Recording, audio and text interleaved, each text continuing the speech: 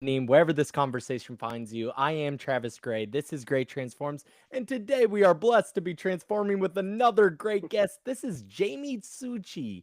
And I don't know if I'm pronouncing that right, but maybe Tsuji, are you Japanese? Japanese. Yeah, that's so cool. Jamie is a 10 times Hall of Fame award winning horse barrel racing champion, a physique competitor. She's an artist. She's a raver. She has such an eclectic personality. I was really digging following her. So double G things. And if you know me, like, like I'm Dr. G. So double G things, that was right up my alley. Why do you have that handle? Why double G things? So the last name is actually pronounced 2G. Like it literally looks like a 2 and a G. Like that's how you can remember Ah, it. Yeah. So double cool. G, 2G. 2G. That's People how call you me pronounce it. 2G. 2G. Yeah. Okay, Jamie 2G. Ooh, I Mhm. like that. That's Yeah. sick. That's so cool. Well, Jamie Tucci, thank you for being here with me. How are you? I'm great. Thank you for having me here. This Yeah. is my first time. Yeah. I feel so honored. Yeah, very cool. So After I just saw. technological problems. Sorry, go Sorry, go ahead. ahead. Go ahead. Okay, yeah, just I so Jamie, you posted on threads and threads, like, man, this social media world is so strange, and I do want to talk about that a little bit, but in threads you had posted something about you were interested in podcasting, and I was like, I saw that, and I went to your profile. You seemed like you'd be an interesting conversation, and so I reached out, and that's just how we got connected to have this conversation here. And this is maybe my third or fourth live stream, but 50 hours of podcasting offline, and a lot of really interesting conversations. I'm a doctor of transpersonal psychology. So what that means is transpersonal psychology is the study and cultivation of whole human transformation. It's like a spiritual psychology. It's an integration of Eastern philosophy and Western philosophy. I had a conversation recently that maybe we'll publish on Monday, I hope, with one of the founders of the university that I went to. His name is Dr. James Fadiman, and he is kind of like the godfather of microdosing psychedelics. So he wrote like the Psychedelic Explorer's Guide, which is a really popular publication for psychonauts.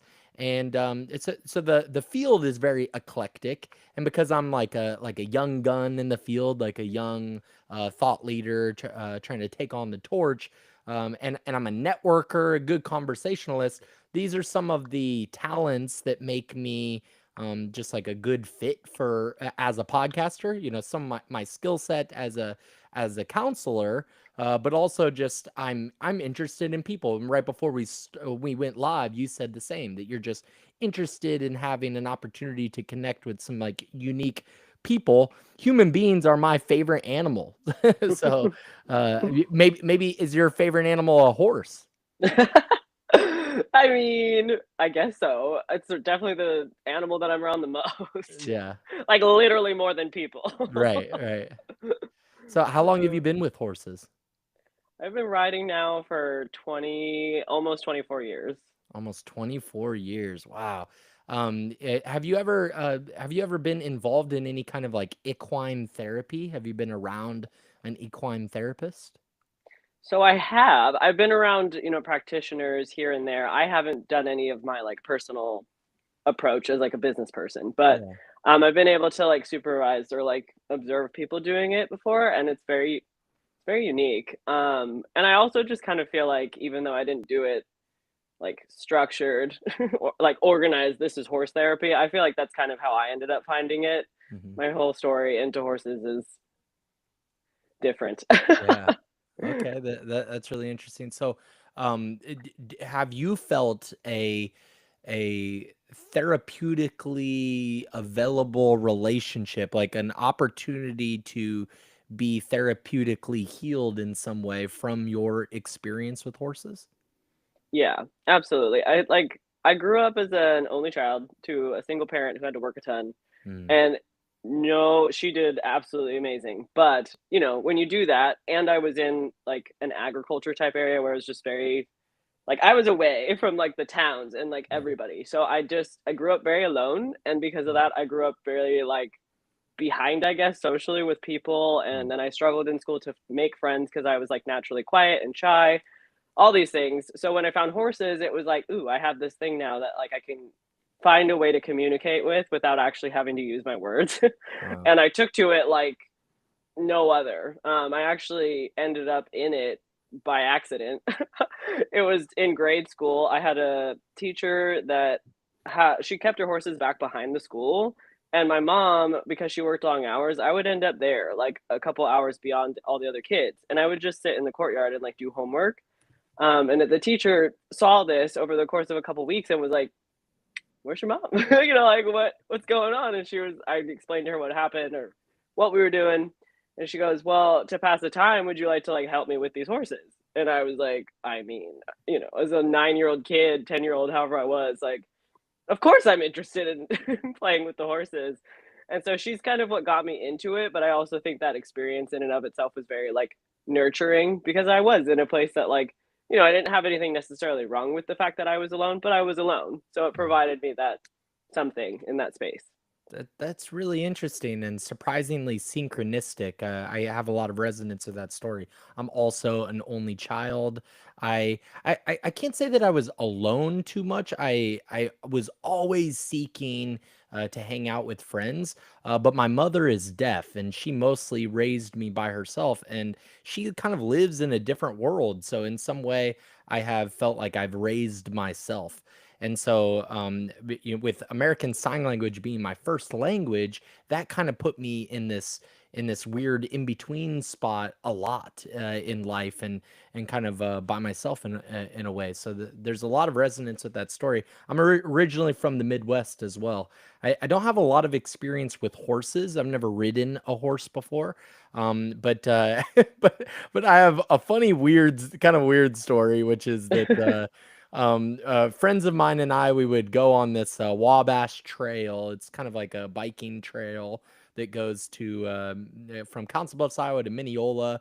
They have like a taco Thursday night. It's like a 15-mile bike ride on Thursdays one way, so it's like a 30-mile bike ride total. And there is a ranch like next to this bike trail that does have horses. And I remember as a teenager, like maybe like 13, 14, like early teenager, having my friend CJ poke this horse in the dick with a stick. And that memory is just it's kind of like my base memory with horses in a weird way. So but that's quite funny, quite a cool share, Travis. Did the horse like do anything? No, it didn't really it didn't really bother it at all. So Interesting. yeah. If you did that to any of mine, they would absolutely kick you in the face. Well, we were also like behind a fence, kind of. You know, Okay, we weren't like right up to right the there, horse. yeah. We were like in between there was a fence in between us, and he's just like reaching out this big stick. Anyway, it was just a weird memory that came up, and I just felt the need to share Boys it are with so you. funny. I feel like that's just such a strange thing to think to do, but Well, we were like young boys, and yeah. we were 13, 13, Yeah. 14. So, anyway, so you have been riding horses since for 25 years, you said? That's a Yep. long time to be A riding long horses. time. It's amazing. And then you got into the competitive nature of that. So how did competition begin? Yeah, so basically the grade school teacher, she worked me up to a certain point where I was just kind of like, you know, I could stay on the horse, I could walk around, very basic. Very small area that she had for us to learn, so it was like really obvious once I got to a certain point that I needed to go somewhere else.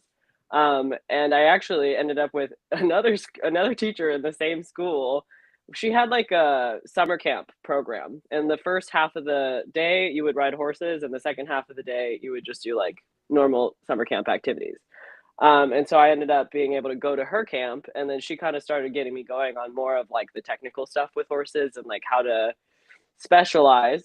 And she would do these little like at home play day type, mock shows, so to speak.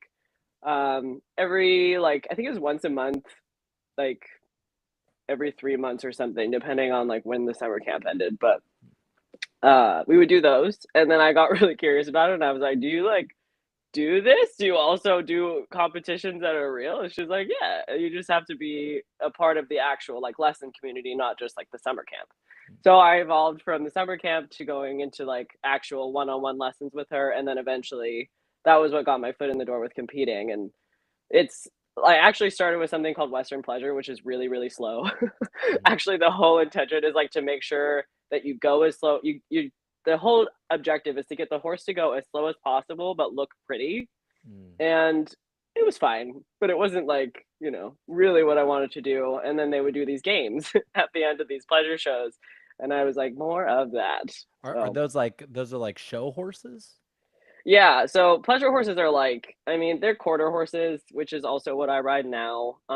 But they're a different caliber for sure than horses that you're going to learn on, and they're just, trained to do a certain thing. So the pleasure horses, I mean, no, nobody that watches this is probably going to know what this is, but you can Google it. Like, it's basically just a horse that like travels with its head really close to the ground and Mm, travels really slow, like unnaturally slow. And mm, that's the whole game of it, is just to like make the horse look super pretty while it's very trained down into this like concentrated, the rider is doing this. mm. So it Oh, was, that's yeah. interesting. And then you started getting good at the competition. When did you find out that you're actually really good at this barrel racing? Yeah, so the pleasure shows happened, and then the same lady that I was learning from at that point, she actually did take us to some of the gymkhanas, which is what I did the Hall of Fames in. And I had another trainer there approach me, and she was like, "Hey, I think that you would be like pretty good at this," because I had a horse at that time. Like that was my first horse that I'd ever had. I guess she had seen the games before at some point with somebody else, and it was very obvious that I was behind her. And I think that trainer just kind of put those dots together and was like, "I could help this kid." So I ended up going with her. And with her, I learned how to ride that horse, and it was just like that first year with that horse, I did pretty well. I won state championships, and then it just kind of evolved from there with her. Like she had horses that I was able to kind of step up on, and actually, the next horse that I did buy after that first one that I learned on, like, was the one that I Hall of Famed on for 7 years in a row. Like he was Wow. just incredible.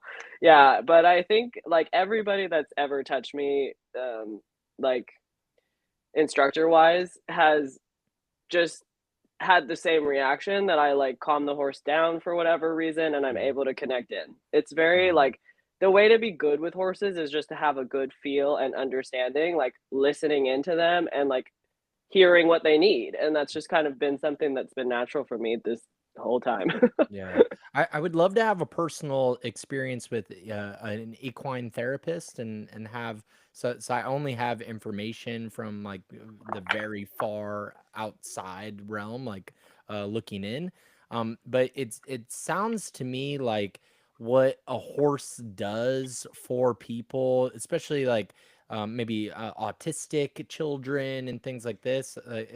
Just a a different approach than like a behaviorist approach. So, on the podcast, I've had my very first teacher in transpersonal psychology.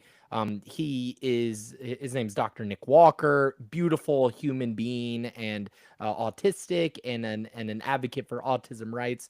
And is very a lot of our conversation was like hating on the behaviorist paradigm and like these ABA practitioners and things like this. Actually, my one of my tenants right now, one roommates, she is an ABA therapist, and I made her watch this conversation before she could move in, and I'm just making sure like she knows that I do not agree with what you do.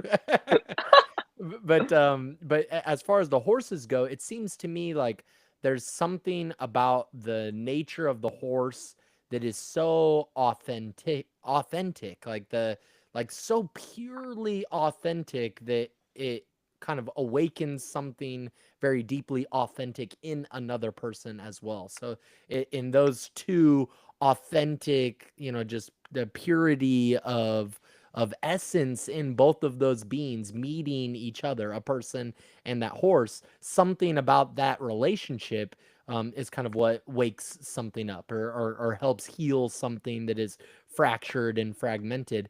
And I don't know if it's like the only child in you, but from the little that I know about you just through social media, it seems like you are very authentic. And again, I resonate with that so deeply. I I don't know how to not be myself. I am very authentically myself in all spaces. And so maybe that is something that the horses are getting from you, is they see that you are not maybe shrouded in all of this armor, this defensive armor that they also need to kind of be weary of. And because of that, you can just kind of bond very quickly.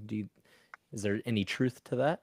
Oh, absolutely. Yeah. So horses, I think they are mirrors of truth. Like they Mm, literally don't have it in them to lie to you or to just put up this persona of whatever. Like they are going to be what you put in them and what you are around them. And so I think that as a kid that was an only child that spent a lot of time alone, that kind of just, I didn't ever feel like I wasn't loved at home. I just felt lonely, and it was like I don't know how to fill this void because I wasn't naturally somebody that could go up to people and be like, "Hey, I want to make friends." Like I really just spent the first like 10 years of my life like not talking, not doing anything, because I was too afraid and there wasn't really anybody there to hold my hand to get me going. Um, so I think that the horses kind of provided me that sort of a thing where it was like there was no pressure for me to be or say or do anything. It was just that I got to be there, but mm, have something else with me. And I think that that's why too I have like a little bit of a gift for it because I kind of do just approach them and I'm like waiting on their energy a little bit and they're waiting on my energy a little bit. And then we meet in the middle where it's like, oh, we're cool, Where I think with like human interaction, that just, it's not how it goes. And so, yeah, I think that they absolutely provided me with this like, just like security blanket that I think that just as a kid that didn't talk a lot, I didn't know what to talk about. You know what I mean? And so when the horses didn't need to talk, it was like, well, the pressure's off there. I don't even mm. have to think about it. And I also am like an incredible, like, you've probably seen from my social, like, I'm really an overthinker and like can get into negativity and all these things that are just not great. And so I think that the horses ended up being this bigger part in my life the way that they have because I don't have to talk at all. I mean, I do talk to them sometimes, but like, I don't end up putting myself in that place where I'm like ruminating and I'm making something out of nothing or I'm making something worse. Like literally the horse is just going to be there. And then the other thing too is I've had plenty of experiences now, like being in it for as long as I have, that like it's been dangerous. If you try to put anger on a horse, if you try to put sadness on a horse, if you try to put anything on a horse, they're going to react to it. So yeah, I think that I don't even remember the original question, but No, that's interesting. You know what you said about the human interaction. When you engage with the human, there's this overlay of initial judgment. There's like all of these overlays of judgments that are so quick in the human mind. Like the human brain is naturally responding to the environment and distinguishing things, kind of breaking things apart, fragmenting, fracturing your human experience. Like this is not that and that is not this. And it continues to divide the whole situation. And that requires a lot of repair, a lot of like the spiritual awakening, or the when you're transforming your life into more authentic expression and wholeness. It's that you get to kind of erase away that instinctual divisiveness, that instinctual judgment that is overshadowing your experiences, and you get to just receive it as it is. You can just receive it authentically. So now you come across other human beings, and you know that they kind of have a propensity to naturally judge and do those things. Then you just they're it's just their nature. And then you can kind of like, for me, as you know, as a professional in the space of human sciences, of social sciences, it's like, oh wow, that's so interesting. I think, human beings. I said human beings are my favorite animal because we're so like, we're kind of like the most diverse, Yeah. the most chaotic, and the most like we do the most Hmm. of any of the animals, and horses they have like so much conviction, confidence in themselves, and the way that they are built into the world, the way that they stand, all of that they have an expression of, they don't need to do the most. Hmm. But human beings are like, we got to do the most. Yeah. Yeah, I've always said that about horses, that like what naturally I've always found them beautiful because it's like they're so big and terrifying. Like they could kill you. They could Mhm. hurt you in so many ways, but they decide not to, and they decide to actually also have a working relationship with you. And like exactly what you're saying, they don't have to do anything to prove that they should be there, standing like this giant pack of meat that they are, you know? Like I think that it's like that's kind of the energy I've always like hoped to embody in my adulthood, is like this clearly strong person, but doesn't have to like be in your face about it. You know what I mean? And I think that's also why I ended up enjoying doing the aesthetics and stuff with bodybuilding. It's like it's art. You just kind of show Mhm. up with a body that speaks for itself. Like this person Yeah. worked really hard to get that, obviously. And I think the Yeah. horses are just kind of they're the same example of that with the just purity layer over it. It's like they just like exist like this, so obviously you should treat them like magic on this planet because they Mhm. are. Right. Do you you said you won the state champion? Is that California? Yeah, it was California. I'm sorry about the Awesome. That freaking. like a huge state, maybe competitively, like it has to be one of the number one states in this arena. Yeah. Yeah, so that was in Gymkhana, which is actually its own little thing. It's not necessarily the biggest arena because Okay. I know if I say that, people are gonna get crazy with me. But Hmm. what we do is very hard. Sure. So yeah, I think I was a state champion. Gosh, 3, maybe 4 seasons. Hall of Fame the 10 times. I have 7 on a horse, 3 on a pony. And then the last What's the difference between a horse and a pony? yeah, so a horse is do you know that horses are measured in hands? No. Okay. Measured So, in hands? measured in hands, I like, have big literally. hands. Yeah, it's not actually how it goes anymore, but that's how it started. Okay. So they're measured in hands, and anything that's under 13.2 hands, technically, or 13.2 and under is a Like pony. instead of feet, hands, huh? We call them hands, yes. But, like, in actual measurement metrics, it's 32 and a quarter, I believe. 32 and a quarter. Is it 32 and a quarter? It's either 32 or 34 and a quarter that it comes Mhm. out to. But yeah, Okay. so anything there under is a pony, Okay. just a short Okay. horse. Yeah, yeah, it's short horse. Okay, that's interesting. Have you been well traveled, like around the world? Have you done any traveling? So I have not gone around the world yet, but I'm actually this season is my first season of joining the WPRA, which is Women's Professional Rodeo Association. Cool. I am way behind. I'm a very small fish in a very big pond, but that is the trajectory at least that I'm hoping to go. Like this season is kind of to get me understanding the circuit and how it works, and then next year I'd like to start expanding into other states, and then eventually get hopefully everything all together in a way that I can chase the dream of like going to the national finals, which would require going to like every state basically That would be within the year. beautiful. That'd be beautiful if you get those opportunities and keep working towards it. The reason I asked is I wonder if you've ever encountered an elephant, because I think elephants have this comparable authenticity and magic about them, at least in kind of descriptive reports from others.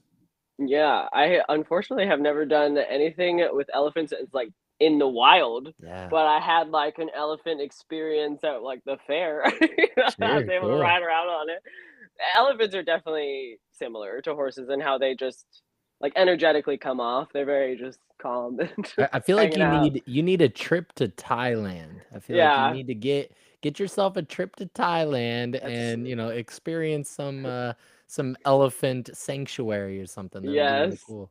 I would love to do that. I mean, I appreciate all animals just because I think that all of them have that same common, like, we're just what we are. Take Hmm. it or leave it. But elephants are like, yeah, I actually had a friend in high school that went and did the Thailand experience, and she just to this day won't shut up about the elephants. So I know that it's a worth it experience. It's just Yeah, finding the time absolutely. to get away. So true. So, do you have any kind of a spiritual background? Are you interested in spirituality in any direction? Yes. So, spirituality, as far as like that being the practice, didn't start until my mid-20s. I was actually raised in Christians. Well, back all the way up. I was in Buddhist school for a little bit, as a Mm, tiny kid, and then Christian school all the way through graduation. And then I kind of, went on my own path and figuring out what it is that I wanted to do with it. Like, I don't have necessarily anything wrong with organized religion. It was just that I got thrown into it without any of it at home, so it was really confusing to be like told what to do when it's completely different from what I'm doing at home. And then I just had a handful of people that I experienced that were churchgoers that kind of gave me a bad taste in my mouth about the way that they were doing it. And so I just kind of said, for me personally, that's not the way that I want to go. And so I got lost for a bunch of years, and then I kind of roundabout way came into spirituality, and that finally felt good to me. Yeah, and did a lot of meditation just kind of like on my own until I figured out where it is exactly that I wanted to be. Like, I definitely believe in higher power. I definitely believe in God energy. I wouldn't consider God a person, but absolutely spiritual. I actually had very an cool. ayahuasca experience in Awesome. 2020. That'll change your life. So yeah, very connected to whatever it is. Very cool. Have you ever read the Bhagavad Gita? No. The Bhagavad Gita is like an Indian spiritual text. I highly recommend it. I've read it a few times, and I love the story. It's not a long story, so it's like digestible in like a relative time. Like who has 5 years to get through these huge texts? But the Bhagavad Gita is great, and you'll find like a group of Hare Krishna kind of people. They'll give out the Bhagavad Gita for free and specific translations, but there's all kinds of translations that you can get. The translations is good for like if you wanted to study a little deeper, but if you just read the story as translated, you can make your own interpretations of it, which is a lot of what I do and have done with spiritual texts. And there's one aspect of the story that has always stuck out to me, and I love there's kind of like a spiritual slang that is in this. So the story is about this young man named Arjuna, and Arjuna he's an archer, and he has to fight against family members. Like he's going to like this huge war, and this is actually like a small section of a greater story, but he's going to war. Arjuna is going to war against like his aunts and uncles, like family members, but they're kind of like on the other side of the family. And what they are warring over is the rights to the land, like who's going to be king over this land. As historically, that's what all war has been about, warring for lands. And he's an archer, and he's on a chariot, and the chariot he is being driven by, later on in the story he finds out that he initially he thinks that the chariot is just like it's just driven by a charioteer, somebody that's like a servant for him. He thinks that it's just him, the servant that is driving the chariot, and he's an archer getting ready to go to war. He's like preparing for war, and he's having this dialogue outside of himself. He's speaking outside, and he doesn't really expect the servant to be listening. Like you get into a stress state and you start talking to yourself. That's kind of what he's doing, and the servant turns out to be God himself. So Mm. this is Lord Krishna, the god of all gods, is the servant, and later on in the story, the servant reveals himself to be Lord Krishna. But the way that they describe the chariot and the horses in particular that are driving the chariot, is that they speak about the rippling muscle of these pure white horses, and they use this word yoked. And I love this spiritual slang of the word yoked is such a cool word. Yeah. And so that's how they describe these horses yoked, and it's speaking like it kind of hard to put or to wrap a whole lot of cool words around it, but it's like the rippling of the muscle of these white horses where the sun is shining down on them, this gold chariot, all of this.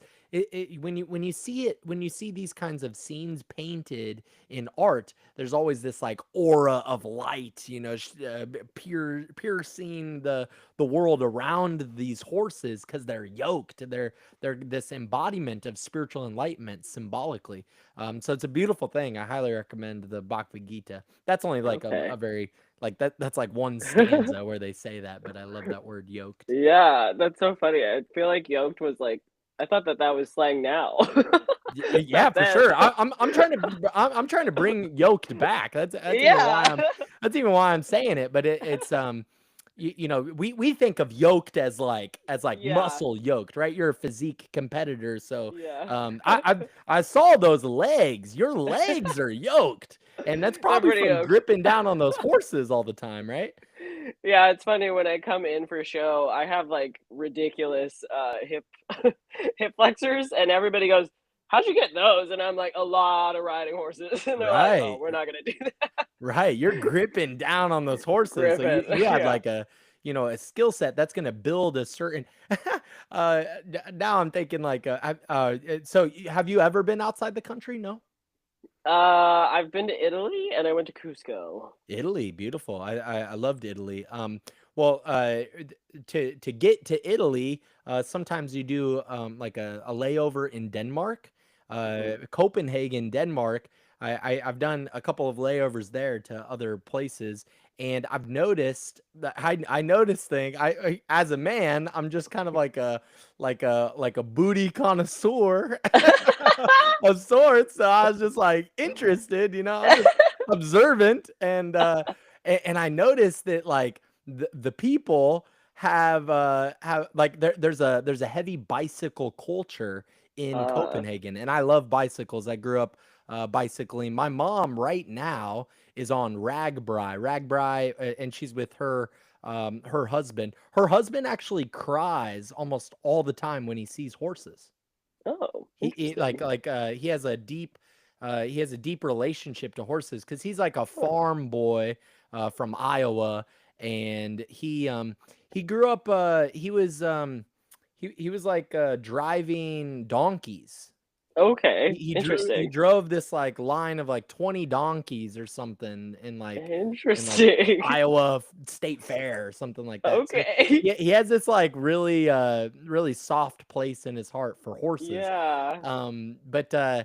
So this bicycle culture, so both of them are on this RAGBRAI. This is a bicycle ride, 7 days from the Missouri River to the Mississippi River, the two rivers that surround Iowa. And it's just like, it's a party. They're partying right now. They're drinking right now, hanging out, bike riding and stuff.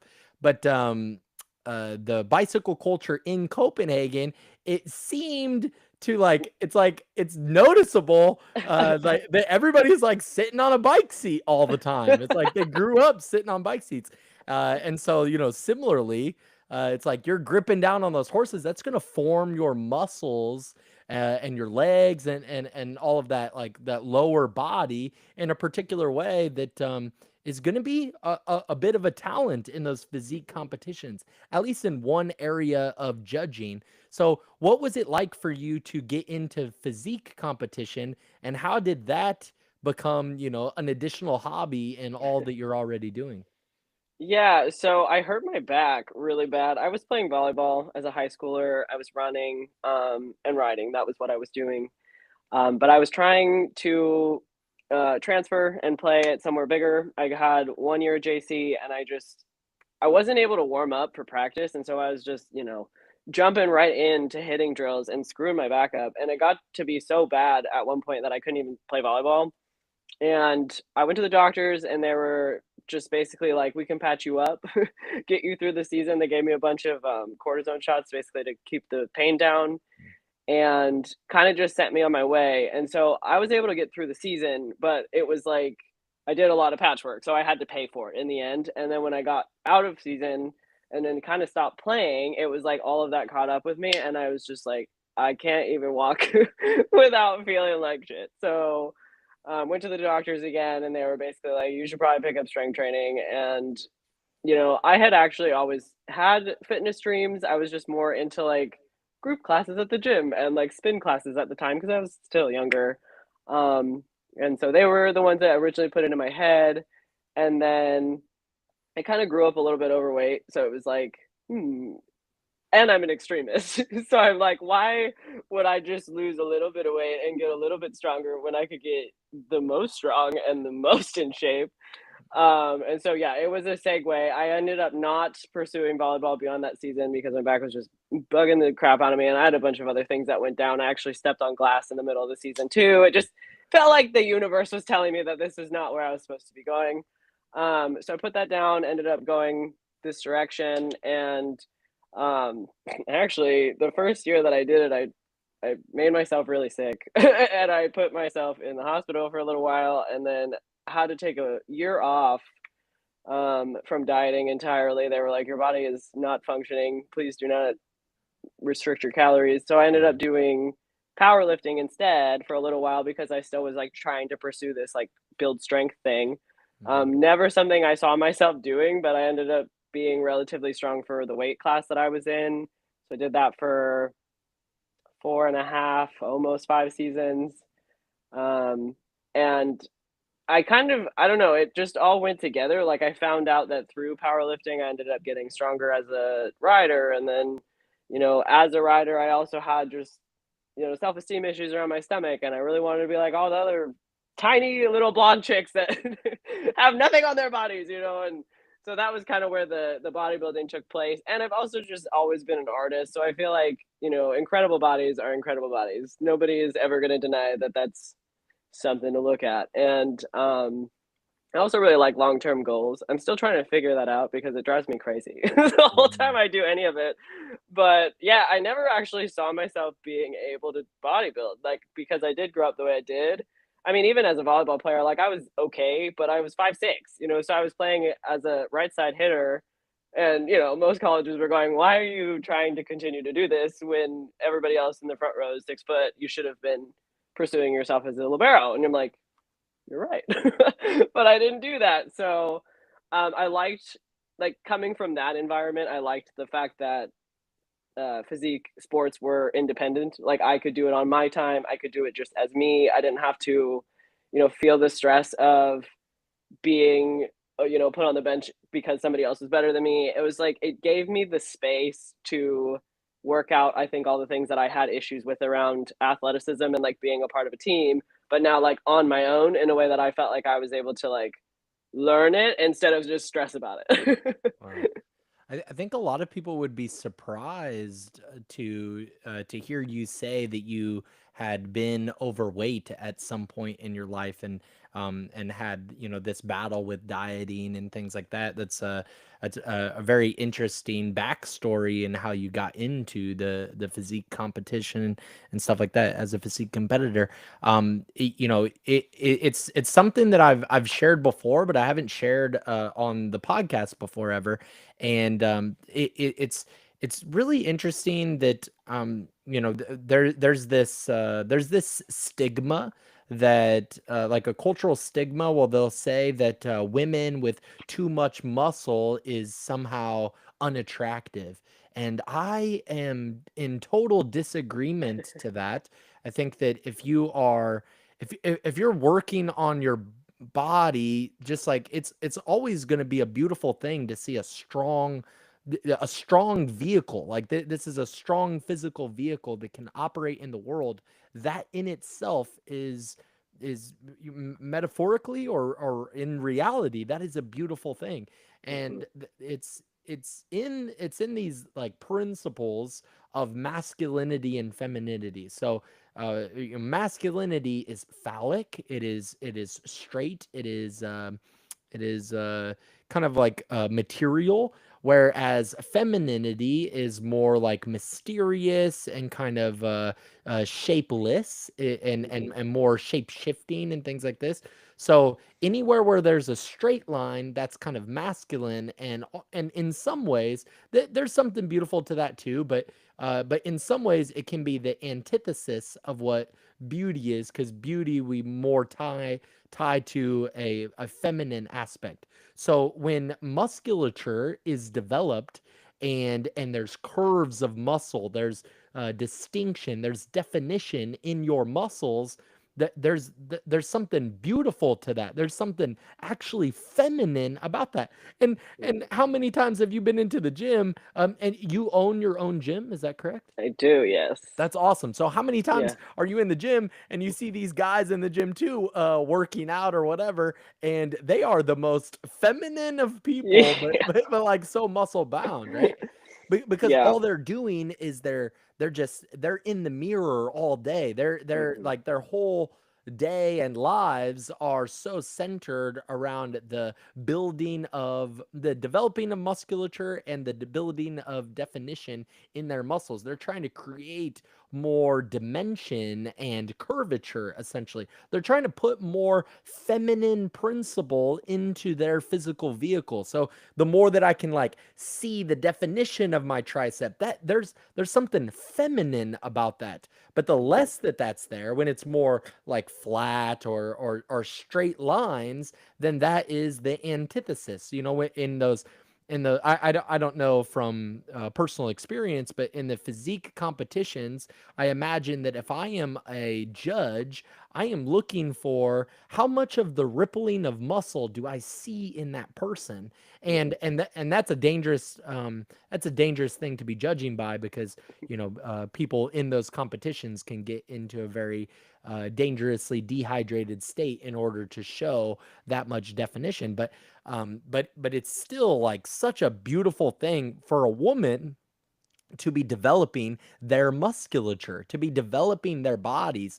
It says so much. There's the masculine aspect of weightlifting, of muscle building, is that it is a discipline. Mhm. Every day you have to be consistent. Those kinds of things. It's an honest pursuit to work on your body, to live a healthy life. That it's an honest pursuit by definition. It is a consistent practice. It is a discipline. So there's something masculine about that. But everything else is very feminine. It's about diet and being in the beauty of your body and poses Mhm. and all these things. And I need to tan myself, and it's funny that there's this cultural stigma kind of against women. It's a hard place to be as a woman, to have Mhm. this cultural stigma against being judgmentally or observably by somebody else, standard metric that is kind of ambiguous a little bit, of obesity, or like somehow you're overweight. So you're overweight. That's no good. But don't get too much muscle either.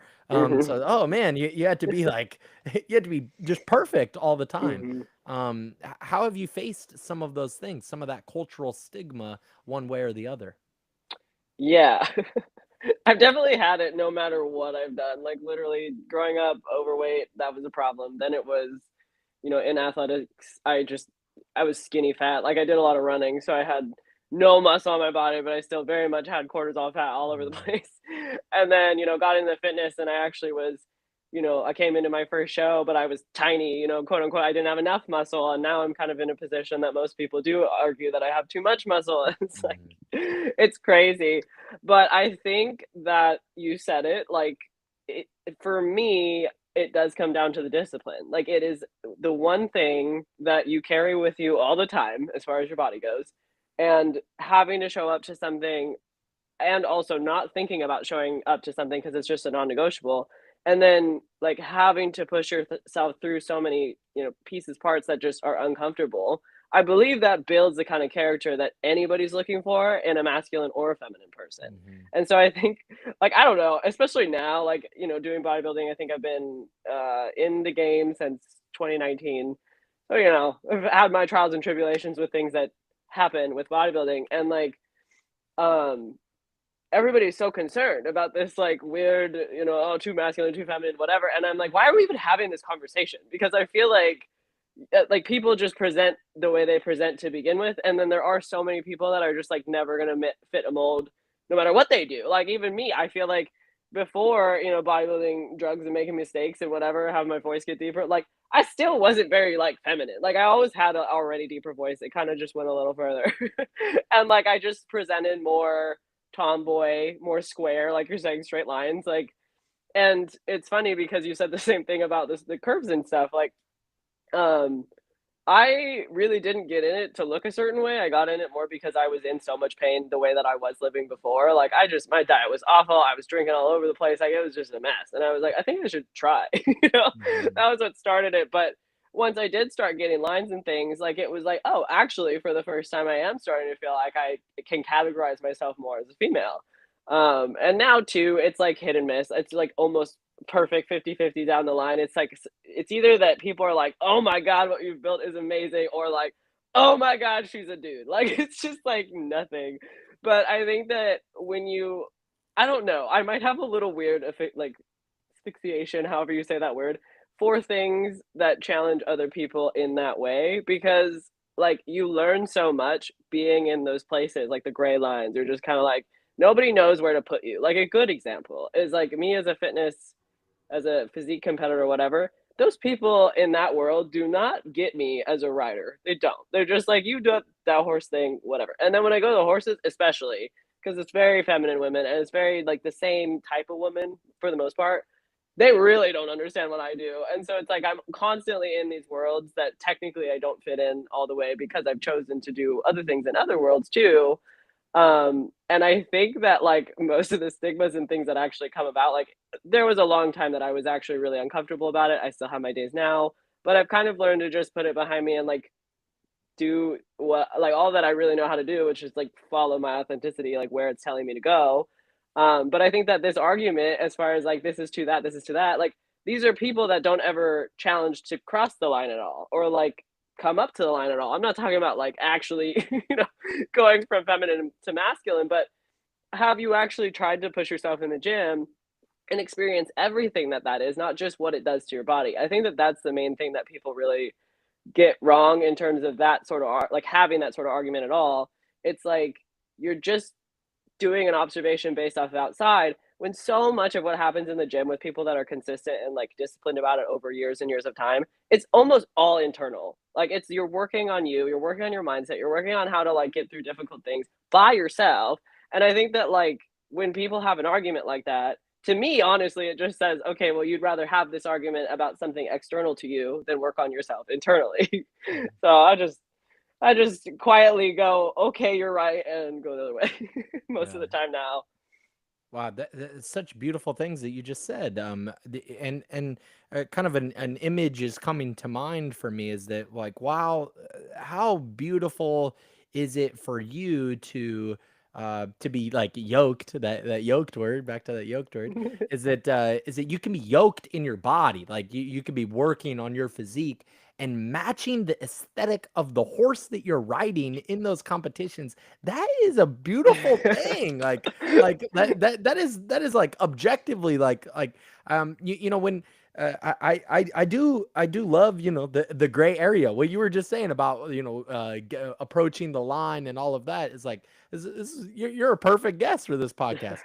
And that's the transformative area. That's where things transform, is like right on that edge, right on the in between place, that gray area. And it's interesting that people kind of like they kind of miss that. They kind of like they just can't see, the words of wisdom are heard by the ears of understanding. And so Mhm. it's like the lack of understanding, there's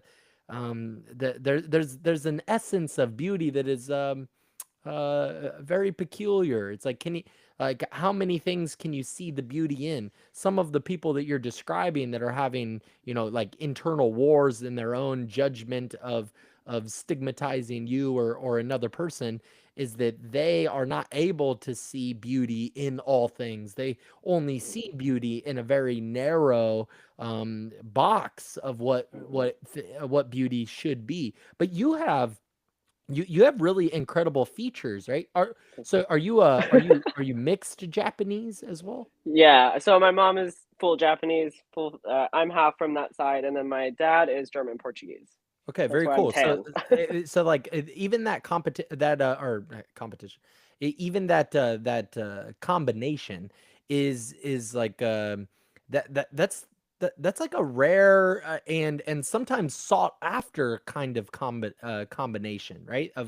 Of features. Like I don't know where I don't know where I'm channeling that's a sought after thing. Maybe in movies or something like No. that. But there's like angularness to your face and like these things are standards of beauty in a lot of realms, but yet you would still somehow come across this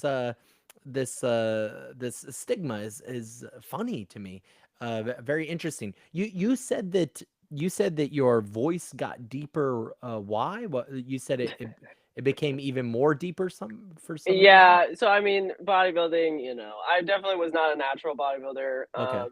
I am now, but like I did a couple shows that I was really serious about trying to get to nationals, and with the Okay. NPC, you're not going to be competitive on that sort of stage Mhm. without enhancements. So I Sure. did go down that route at one point. And And and then yeah, and then that made your voice a little deeper or something? yeah, Okay. it's just so like there's receptors for everything, and when you introduce a hormone, sometimes some people are more sensitive than others when it comes to Sure. like actually seeing things. And I was just under not the best guidance. Like literally, I was under guidance of a guy that was like, "Oh yeah, just do what I do, just less." And it was like, no, that's not really how it works. So it was a combination of poor education, like wrong person leading me, and then too much exposure too long. But like it's kind of common. It's almost every bodybuilder is going to learn this at some point, unfortunately, not with the voice, but just some sort of trade-off. Sure. But now in my life, I mean, I'm actually really open about this, so don't feel like you are like you need to eggshell this at all. I Like wasn't gonna eggshell it anyway. perfect. Especially now in my life. Like when I have a phone call with almost anybody, especially because I own a gym and I'm calling primarily for gym business type related stuff. It's like somebody on the phone is like already just like, all right, bro, like calling me a dude. And so like it's the majority of that's too masculine for me usually ends up being about my voice. Everything else, most everybody is fairly receptive to. I mean, you have the few Y dudes that are your like, your voice doesn't seem masculine to me thank God. necessarily. Just saying. I I appreciate that. Sure, yeah. But that's I'm not. I don't know that it's not a compliment. It's just like, but I understand why you would appreciate that if you're getting all of this, kind of all of this judgment from these other places. But it doesn't sound inherently masculine in any That's way. good. It sounds like you're a surfer chick, or something like that. Yeah, Like sounds like you're from Hawaii or something. yeah, yeah. No, like I said, I've always had like a deeper voice as is. It's just like as far as people, challenging the spectrum and all this stuff, like I Sure. had many people in this first half of this year that were just so mean to me about that. And it was very obvious over like the course of having a short-term relationship with these people that like it wasn't a me thing at all. It was just like, let's poke on her about this because this is like what actually happens is most of the time dudes get mad at me that I have more muscle than them, and then they pick on those sorts of things because they don't have anything else at the time to do. And like it's like don't get mad at me that you haven't invested 10 years in yourself. Like Hmm. I'm just doing my best. Right. But Right. yeah, I mean that's the only thing. Yeah, that's a great transition into, you are like you have so many um, so many facets to you. You're like a beautiful gem that has many facets. You have the many faces of Jamie. So it's like you're an artist. I saw you're drawing some things, painting some things, and you're a horse rider, and you're a physique competitor, and a gym owner. And this personality that you have is so multidimensional, and you're so very authentic, and all of those things. And so, how is it for you? This I mentioned that we would get into like social media is very interesting. Like these times that we live in, does not feed itself well. Maybe feed isn't exactly what I'm looking for here, but it does not serve the dating atmosphere. Like the realm of dating is not served well by this social dimension, just social media. So social Mhm. media is not serving this well, in for many reasons. But for you to be such a multidimensional person, how has that been in trying to find relationship, or in your area, in your experience dating? It's been a nightmare. It's been a nightmare. Oh no, we're Excuse getting me, into I've the been a little sick. nightmares.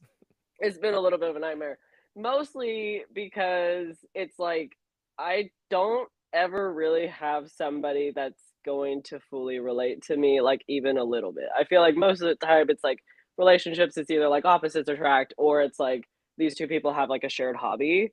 What the main problem for me has been is, like, trying to explain to somebody who I am. Like, almost everybody online first doesn't believe me if it's like they haven't already seen, like, a page of it, like, on Threads.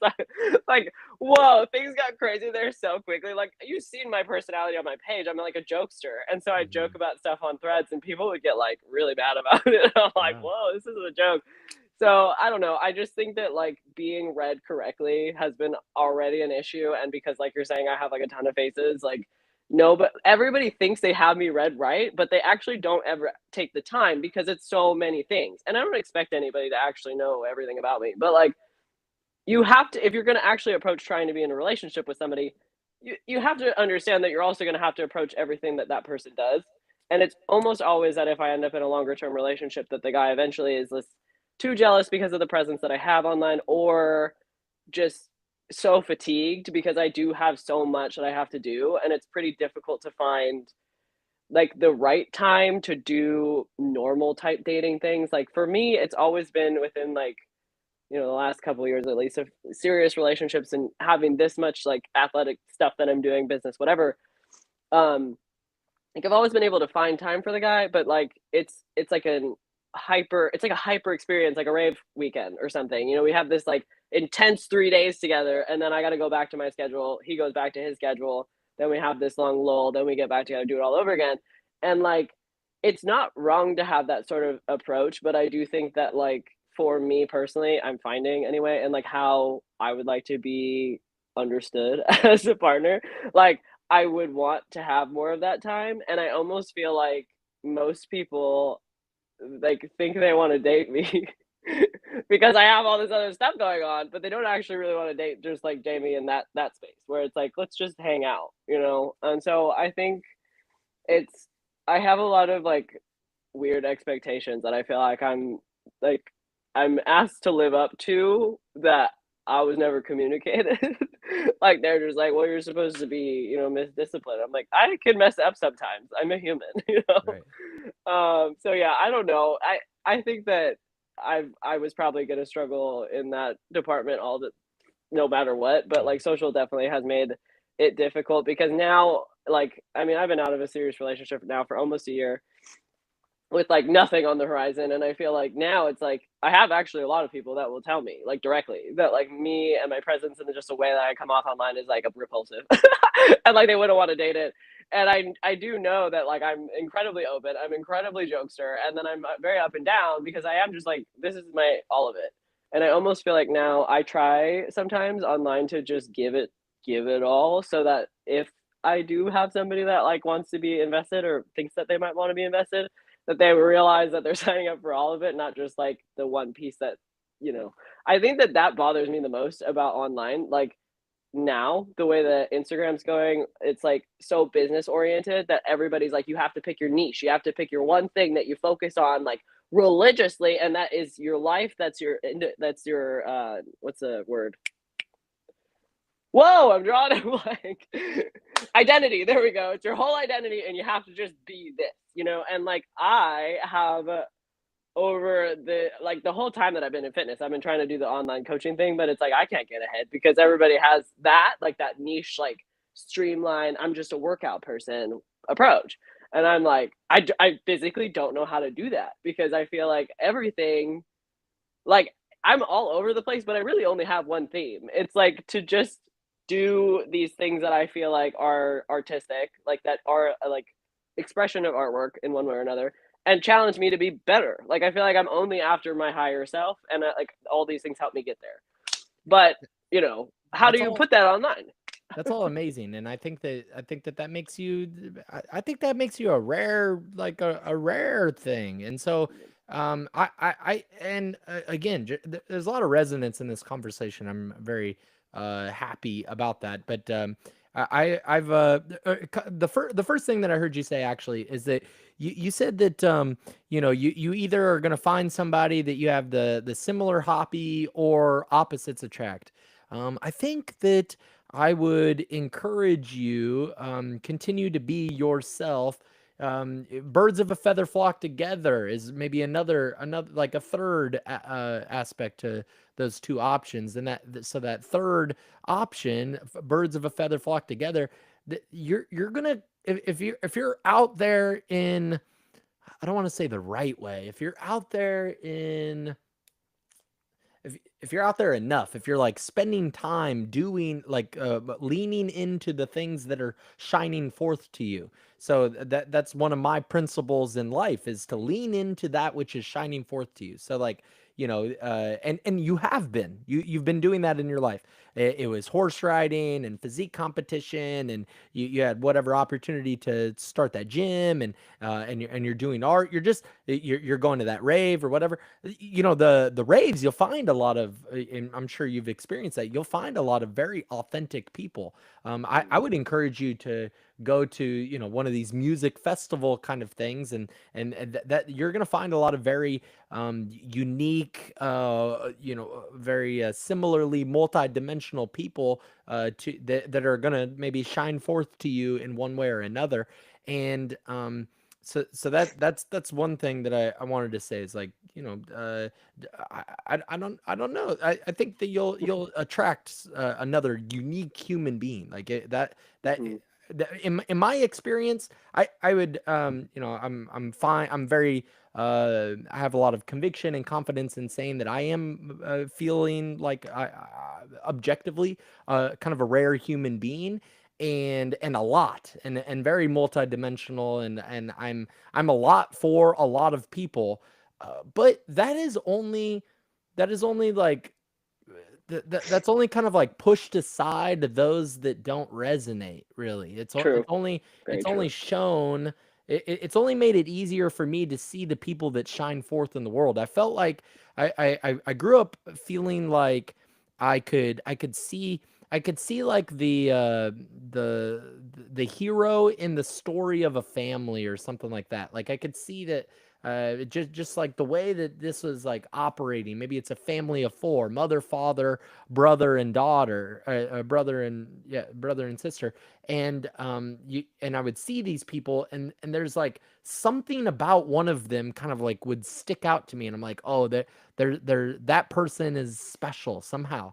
I just had this kind of like intuitive understanding of when I would see people, and so and that's only because and as in growing up and maturing and stuff, that's only I now understand that that's a development of the mirror, of knowing the mirror of myself. And so Mm-hmm. I see the uniqueness in other people because I know that it is true to me. Mm-hmm. And so I encourage you to kind of, maybe some of that is food for thought and a seed for you. But also, I had a friend that I did date many years ago. This was like when I first moved to the Bay Area, And not too long ago, I had a conversation with her about the recent dating realm. And she's like married now, and doing okay in Texas. And she had she had kind of made an assessment of what I shared with her. I thought some of the things was kind of inaccurate of her assessment, but one thing that she tried saying to me that I'm still kind of wrestling with a little bit is that she realized that to all of these spaces, I'm always bringing Dr. Travis Gray. Now, I'm not just bringing Travis or Dr. Gray, I'm always bringing all of myself. And that is a Mhm. lot for a lot of people. So it kind of mirrors something that you were saying about your social media presence, that it's Yes. all of you there and people can't say. So her advice to me was like in those initial exchanges, uh try to mute pieces of you. It's like I couldn't if I wanted to, you Yeah. know. And so like I don't actually agree with that, I don't think, but there's still something to navigate and explore there. You know, when you are involved in all of these things, there I posted on my story, if anybody had any questions, and one of my friends did have a question. What how do you feel loved? What makes you feel loved? How do you show love for others? How well do you know yourself in the things that you need to see in a relationship to feel and experience love? That is a solid question. Solid question, right? um, you know, yeah, I feel like as far as receiving love, I do really well when people are high achievers like me. Like, it makes sense to me anyway, this is the model. When they have a lot going on in their lives and they're making sure that that is actually a priority, but they're still finding ways to make me a priority within that. I really like that because I've been with a lot of people that are just like, "You're enough, and this is all I'm gonna do," like this relationship. So I've been I don't know. I've never really had a type, so everybody that I've dated has been super different. And I've had like the smothering boyfriend, I've had the like completely unavailable avoided boyfriend, all of the things. And I feel like in all of that, what I deciphered is like I want to be able to like see my partner doing their own life to actually feel ever loved by them because I want to see that you're picking me also, not just that you're like this is where I'm gonna concentrate for now. You know what I mean? And then as far as like giving love,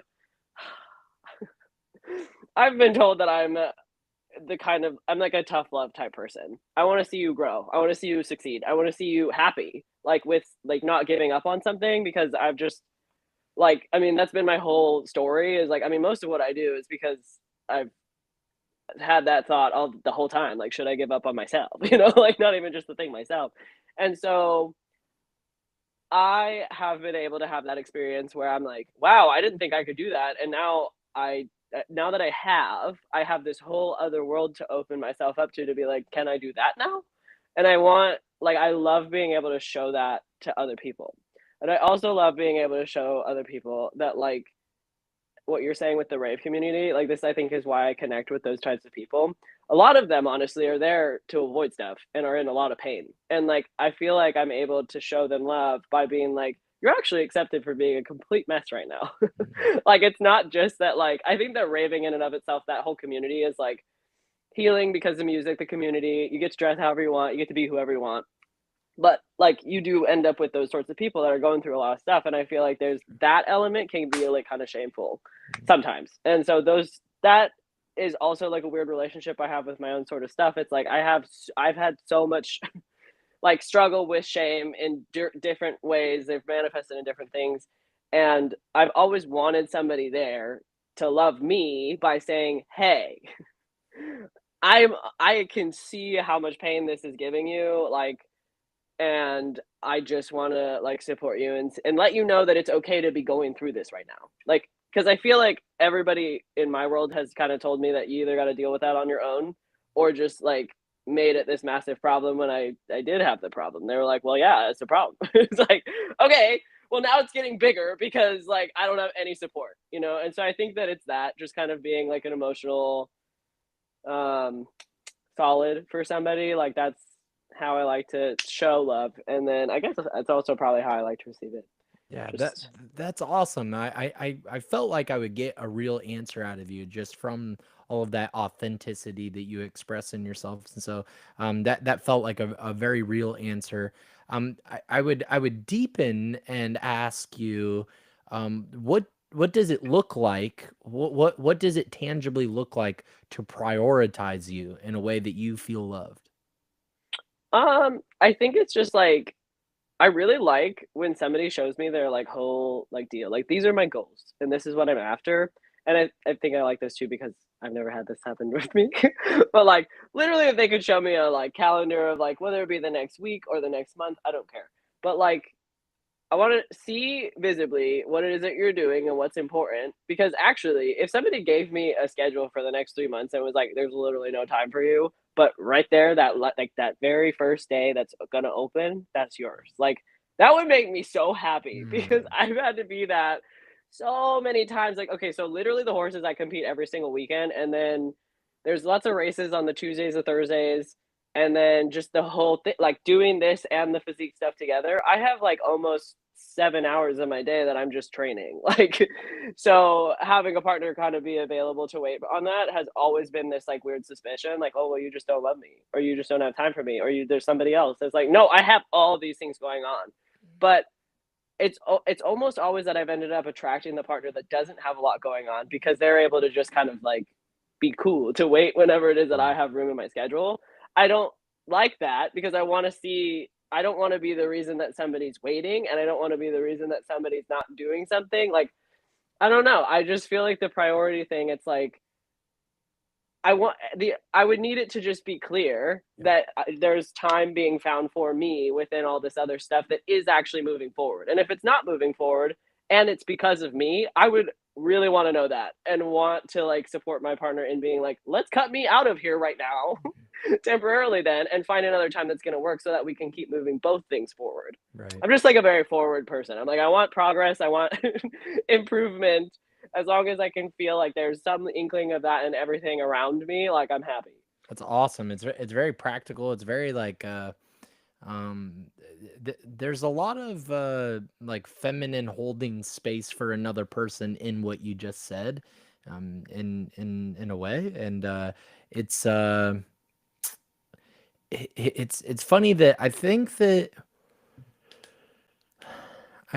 that there are a lot of men in the world that are unfortunately not uh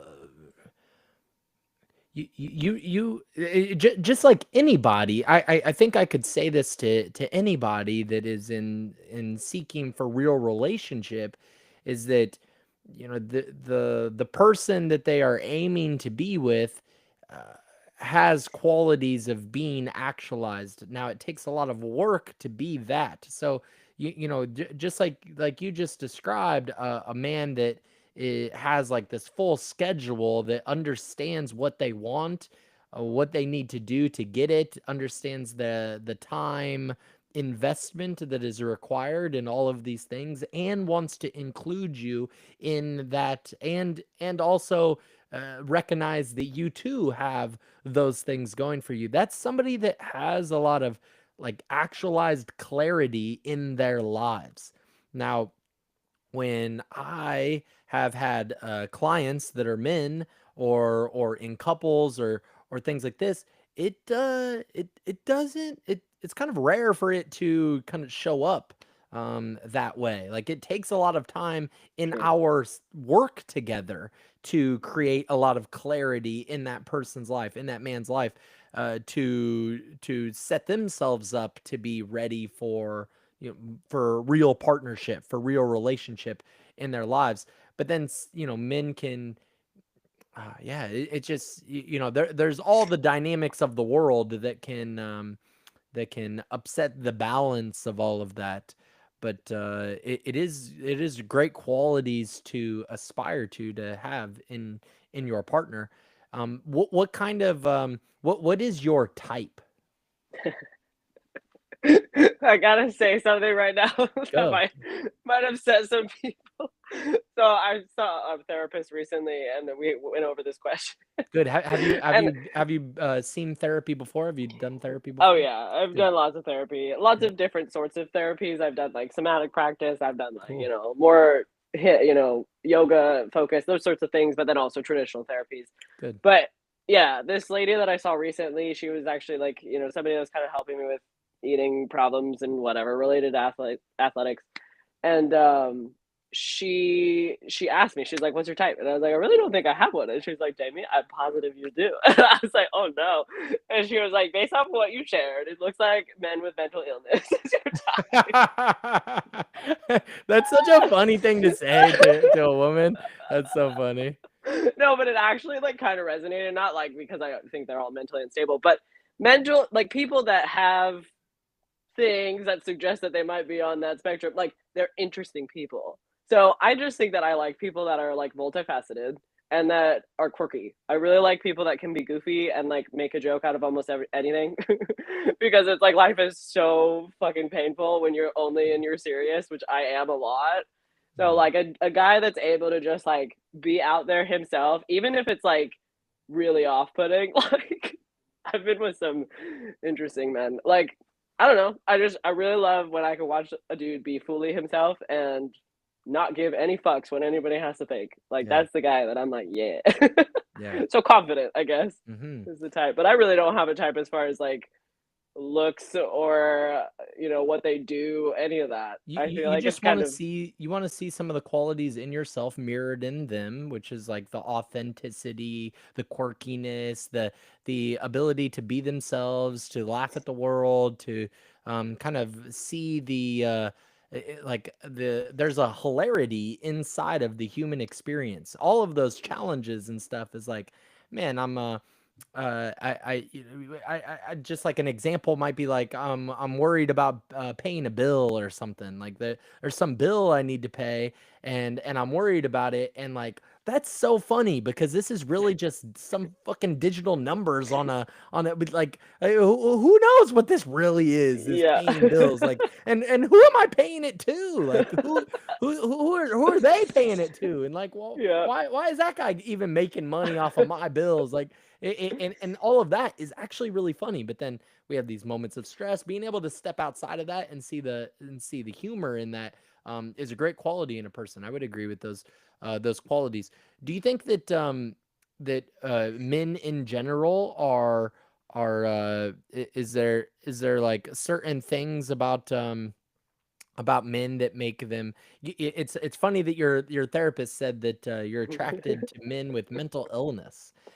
So like is it like the kind of classic toxic masculinity, the idea that men are like narcissistic, or what is that, what is that? As far as like the mental illness thing, like what it actually Sure, what is. is the mental illness thing? What are you seeing in men that are generally not a good fit for you? Unavailability for sure. Yeah. And I do think it comes from Emotionally or yeah. So it was emotionally for a while, then it's like morphed recently into just full unavailability. yeah. I'm like, cool, we're going downhill, nice.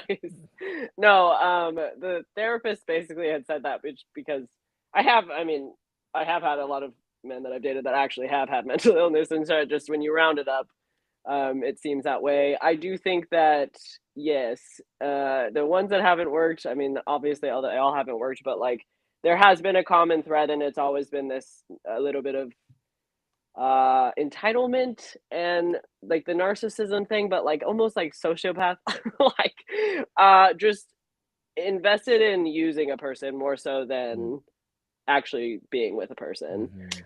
Yeah, so I am very like open-minded and just like I just explained my childhood. I didn't really have like a lot of like experiences, so I feel like the sort of things that I ended up experiencing in some of my relationships that were actually like pretty emotionally abusive, I would say, like um I didn't realize they were that until later, you know? And I like actually watched one of your other episodes and I was like, that resonates so hard. You guys were talking about how like labeling things just doesn't really serve you in the end. Like I'm kind of that way too. Like I've labeled myself before and it's never sat well. Right. So it was the same thing with the guys. Like as I was moving through it, I was like, wow, this kind of feels like bad, but I didn't really know what to associate it with because I hadn't really been seen it and like whatever, you know, and then later you get on the other side. But yeah, I definitely like it's almost always that I've been like attracted to the guy that's like he acts macho on the outside, but he's really not on the inside, but he's mad about it and he won't actually show you.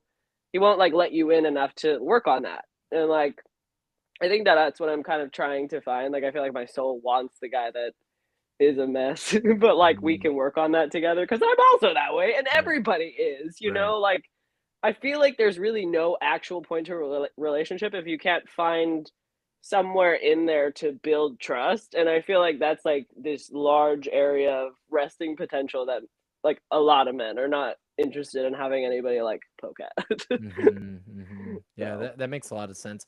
You know, the social media atmosphere in the world, it makes people do a lot of like, it kind of like tricks them into thinking that they're available. It's like hmm it's like, oh, but hey, look at my social media. I'm yeah, posting. I hate that. Does that mean you're available? I don't think so. I don't even know what Yeah, that means that you're yeah. posting, you know?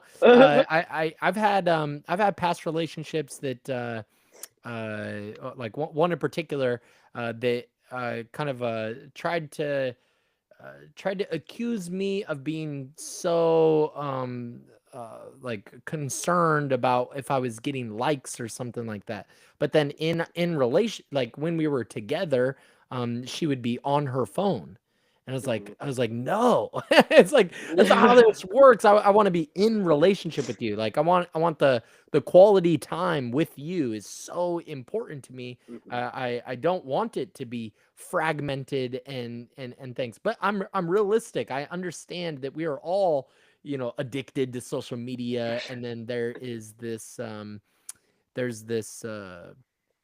it's dividing our consciousness. Mhm. It's fracturing our consciousness in weird ways that it's hard to get away from. But I'm like I'm posting things like on my podcast. I'm posting Yeah. podcast clips. I don't like you know, some people watch, some people don't watch. I think I Yeah. put out a lot of like cool conversations. This conversation right now has been a tremendous conversation. It's been so cool. We've covered a lot of like dynamic facets of you, but the social media sphere, it man, I would like to continue to articulate a little bit clearer in the many ways that that seems to be causing a riff in Mhm. the dating landscape and a riff in like in the maturity of men or of women and it's really interesting. So maybe this last question in the area of like love and relationships and things. Do you are you able to identify like your love languages? Like what seems to resonate most to you for love languages? I think that probably I know that most people are like pick two, but I think like all three of them really fit. Like physical touch, There's 5 of quality them, by the time. way. I know, but like I'm saying, like most people say, Oh, pick your mhm. top two. I Oh, think that go like ahead. the words of affirmation, quality time, and physical touch, those are all like pretty even for me. Like I feel like if I have those, I'm good. Yeah. I don't need the rest. And then yeah, I feel like as far as giving love, it's probably quality time is like the number one standout. And then I feel like probably, I mean, physical touch. I feel like it's like almost everybody, but Yeah. I feel that. But then a lot of people tell me it's not. Like those are I probably mean, the top two. physical intimacy, of course, is like so important in Yeah. people's lives. I think that a lot of times in some of men's groups that I've been a part of, we've discussed this, and I think that sometimes at least men, I can't speak for women in this way, but it seems to me that we can like oversell ourselves on how valuable we find love, our love language to be physical intimacy because of Mhm. the heightened sexualizing culture that we have kind of has put this physical intimacy in such a high place. And so sometimes I think that people can oversell that to themselves, but it's great. Sex is great. Like, have a great time. Like, and I hope you do it well, and all of those things. I hope that you do have a great time in the physical intimacy aspect of things. But it's so important to figure out what besides just sex, what besides just the lustful nature of being in a relationship with another beautiful human being, what outside of that is also a love language. And Mhm. and oftentimes I've said in this conversation of love languages, man, I like them all. They're all, Yeah, it's all love languages. but of course. but for me, when I think about, I think, if I work with a client or in my own introspective practice with myself, trying to understand, what about my upbringing. Usually I tell people that uh, it seems to me, a theory.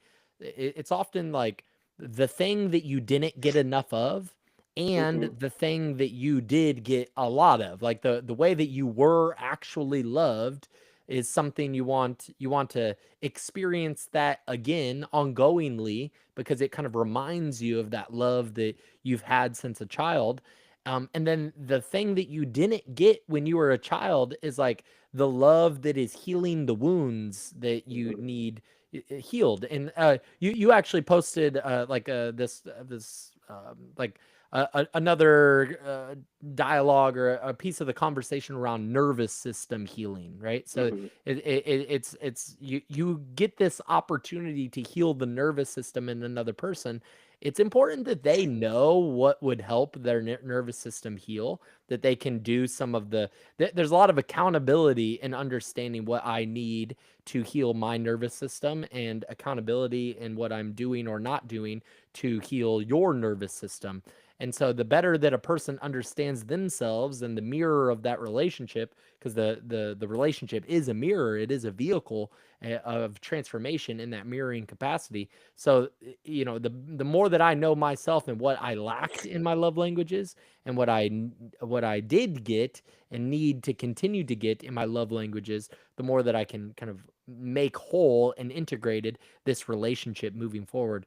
So for me, it's uh,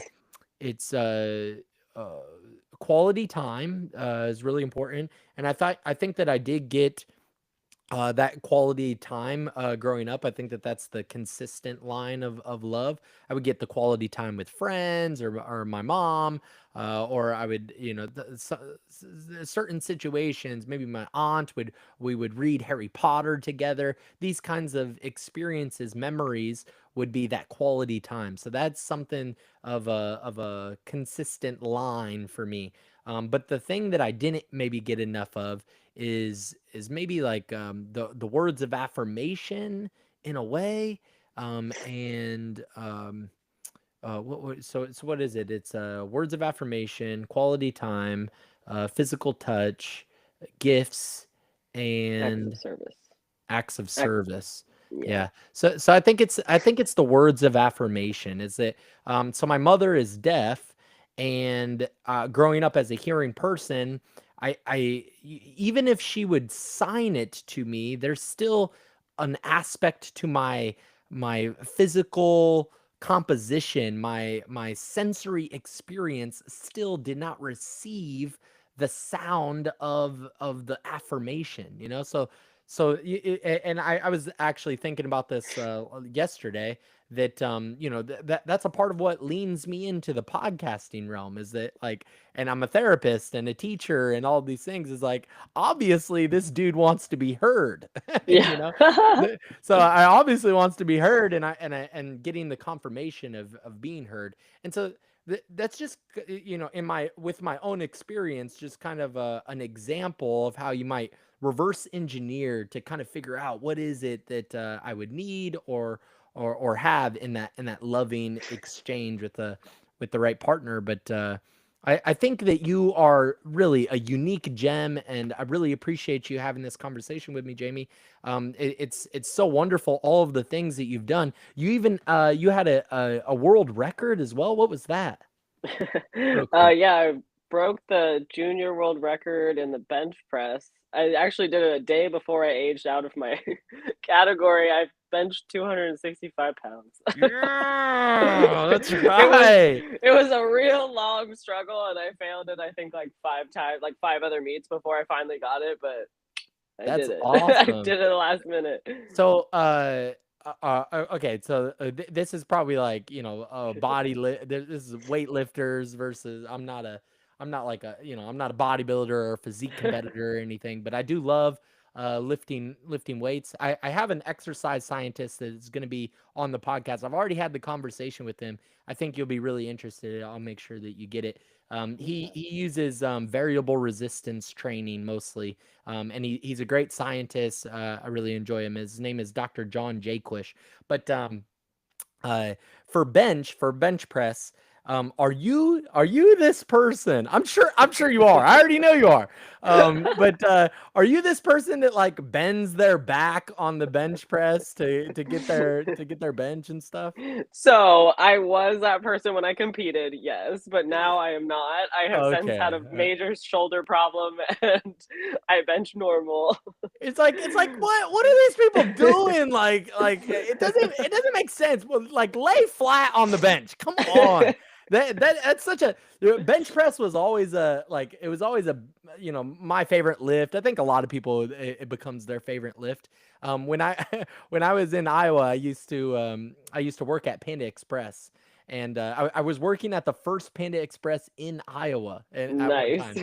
Yeah, it was cool. And I was the panda one time. I dressed up as the panda. I have a picture of my mom in the panda suit. Oh Uh, my but god. the Mexican workers in the back of the house, they would call me Pachuga, which is like chicken breast. I mean, because I was like all chest. I was like a young teenage all chest because I loved bench press so much. But it was such a pet peeve when I see these guys like bending their like it's like that's not even a bench press anymore. Or these people that they speed through their bench press. It's like, oh Yeah. man. I see people on like social media, like famous people Yeah. doing that too, and it's like, Yeah. are you serious? Come on, man. Yeah, ever since coming away from powerlifting. So I ended up with a unexplained, like, it was never diagnosed, but I had something really wrong in my shoulder for a while that literally Mhm, I wasn't able to bench the bar, and that was mhm, kind of what made me hang up my powerlifting career mhm. ultimately.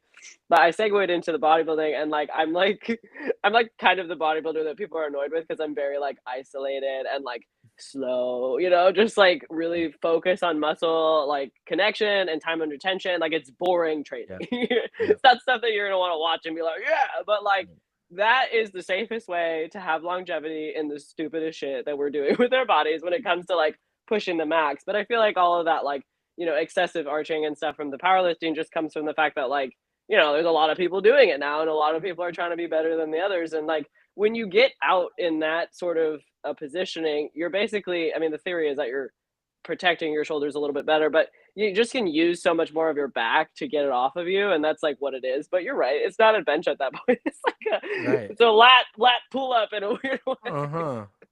Uh-huh. And Yeah, there and was a and it's like girl. such a small space Yeah, now. It's yeah. like, There was come a on. girl that broke another record at a different meet from the one that I did, and like she was, I think, like 99 pounds. Like it was a very small weight class, but I'm not kidding you. This girl was so flexible and like I don't know, like it was like 2 inches maybe that she had to move the bar, and it wasn't even like cool to watch because it was like, oh, it's done. Like there was no like strain, there was no nothing. It was just I think that for benching, like for the future of powerlifting, like potentially there should be either like another class or another association or something that is designed around your elbow needs to hit at least 90. Like Sure. there Yeah. shouldn't be a bench. I Uh-huh. mean, I was definitely off the shit, but like I was never able to barch like that after years and years of compression from riding. There was no way my back was going to do that. Right. So Right. Yeah. Yeah. Well, I'm glad you have all of that mindset on it. Again, thank you so much, Jamie. I really appreciate it.